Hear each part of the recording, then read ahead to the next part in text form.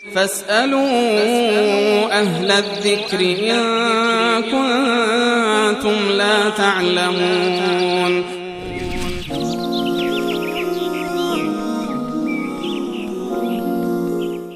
بیننده دیگر پرسیدن که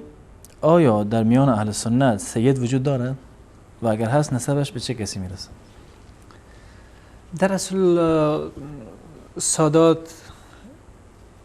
اهل سنت بودن، علی رضی الله تعالی عنه، حسنین و علی زین العابدین، امام محمد باقر و جعفر صادق، تمامی از اینها بزرگان اهل سنت بودن و در میان اهل سنت و جزئی از علمای برجسته زمانشان. و از نسلی از اونها افرادی که به انحراف نرفتن در عموم اهل سنت هستند. بله. و از قدیم نامهایشان ثبت بود و به طور نمونه می شود که از حکمرانای قبل از دور حکومت آل سعود که در مکه مکرمه بودن، اشراف، نسبشان به حسن رضی الله عنه می رسید و دیگران در یمن بود، در جاهای مختلفی وجود دارد و انساب اشرافی که هست از چندین تا از علمای قرن 3 و 4 در مجموع نسب اشراف و سادات بیان کردند که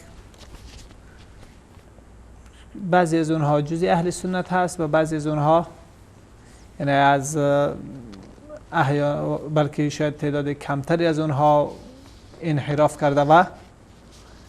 دیدگاه 12 امامی یا که تشیع به خود گرفتن. و اما جای چیز این هست که افراد زیاد خارج از دایره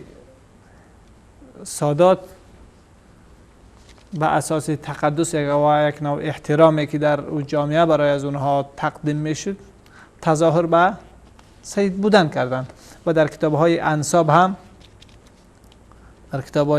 هم یعنی هر یک از اونها نه بیان شده که مثلا در فلان منطقه فلان مردم هست که خدا انتساب میکنن به آل بیت و به سید بودن و هیچ و اونها اصل ندارن و بلکه او شخصی که خدا به اون نسبت میتونه اصلا از او فرزنده نمانده بود یا احیانا با اون نام شخصی در تاریخ سادات یعنی آل بیت نبوده.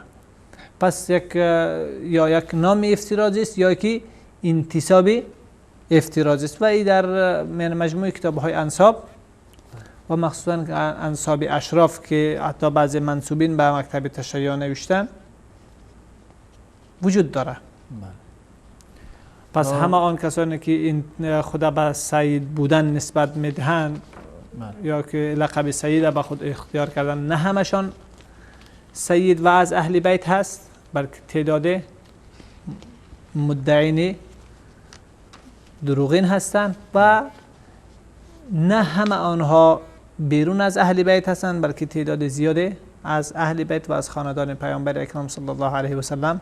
هستند و در مجموع اکثریت از آنها برمیگرده به نسل حسنین، حسن رضی الله تعالی عنه و حسین رضی الله تعالی عنه از فرزندان علی و فاطمه الزهرا رضی الله تعالی عنهما.